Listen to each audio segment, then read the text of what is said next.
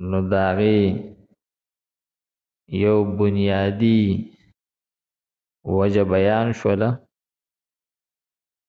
چې که خیر دی او که شر دی، بنیادی فاعل علت دا د الله تعالی ذات مبارکه دی، ځکه چې خالق ذات چې دی د الله تعالی دی.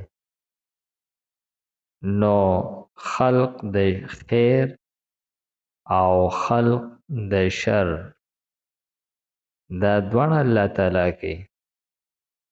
البته د ادب تقاضا دا ده چې د خیر نسبت الله تعالی طرف ته وکړل شي او د شر نسبت چې دی دا شیطان طرف ته وکړل شي.